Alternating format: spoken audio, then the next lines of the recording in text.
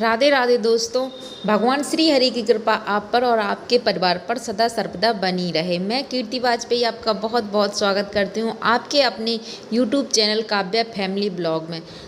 बारुदनी एकादशी बैसाख मास के कृष्ण पक्ष की एकादशी को कहते हैं।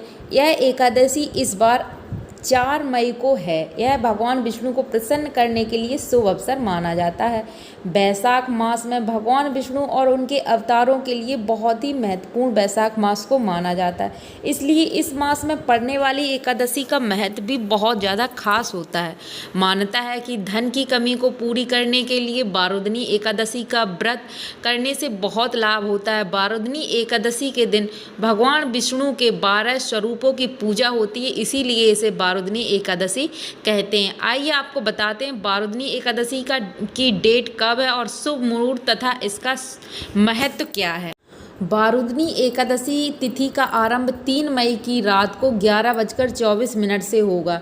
यह तिथि 4 मई की रात 8:38 पर समाप्त होगी। इसलिए धार्मिक मान्यताओं के अनुसार बारुदनी एकादशी का व्रत 4 मई को ही माना जाएगा।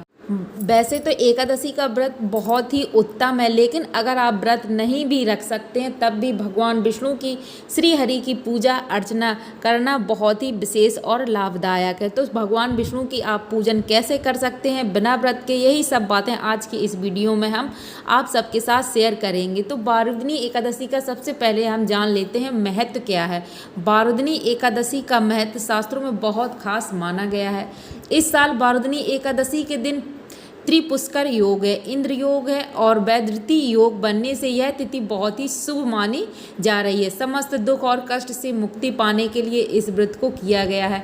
मान्यता है कि इस दिन भगवान विष्णु के साथ माता लक्ष्मी की आराधना करने से आपको भगवान लक्ष्मी नारायण का आशीर्वाद मिलता है। स्वयं भगवान वासुदेव अर्जुन को इस व्रत का महत्व बताते हैं। मानते हैं कि इस व्रत को करने से कन्यादान के समान पुण्य प्राप्त होता है। पौराणिक मान्यताओं के अनुसार ऐसा बताया गया है कि राजा मानधाता को इस व्रत के प्रभाव से ही स्वर्ग की प्राप्ति हुई थी।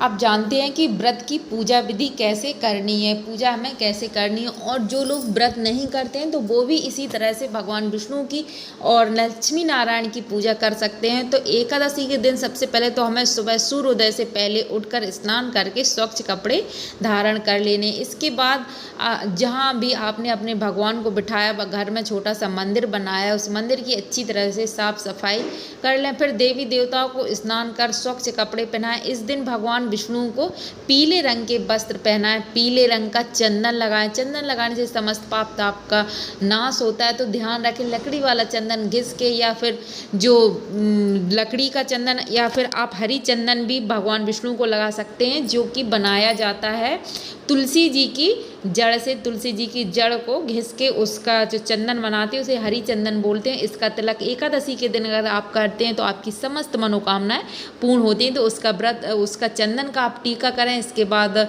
भगवान को के सामने दीप प्रज्वलित करें। इसके बाद व्रत रखे हैं और व्रत नहीं भी रखे हैं तो इसी तरह से भगवान का पूजा आप कर सकते हैं। इस दिन भगवान जो बैसाख का महीना है, बैसाख महत्व में अगर आप सुनेंगे तो भगवान विष्णु को शहद से स्नान करना के बहुत ही अधिक महत्व बताया गया है। कहा गया लक्ष्मी वृद्धि के लिए अगर आपके घर में लक्ष्मी माता आती हैं और टिकती नहीं है, लक्ष्मी वृद्धि के लिए आप यह उपाय रोजाना बैसाख के महीने में कर सकते हैं। और अगर एक भी दिन नहीं किया है तो एकादशी के दिन निश्चित रूप से अगर आप यह उपाय करते हैं तो आपको निश्चित लाभ होता है। तो आपको करना क्या है, भगवान को जिस तरह स्नान करते हैं तो कराते हैं तो भगवान विष्णु की अगर आप के घर में छोटी सी प्रतिमा है, अगर नहीं है तो लड्डू गोपाल की प्रतिमा है, तो आप उनका शहद से अभिषेक जरूर करें, शहद से नहलाएं। उसके बाद स्वच्छ जल से, इसके बाद दूध दही पंचामृत से भगवान का स्नान जरूर से करवाएं। और भगवान विष्णु को पीले रंग के पुष्प जरूर से अर्पण करें। आप सभी को पता है कि भगवान विष्णु को पीले रंग के फूल पसंद ज़्यादा है, तो पीले रंग के फूल। और माता लक्ष्मी मैया के इस दिन हमें लक्ष्मी नारायण दोनों की पूजा करनी है, तो लक्ष्मी जी को लाल रंग के पुष्प अर्पित करें।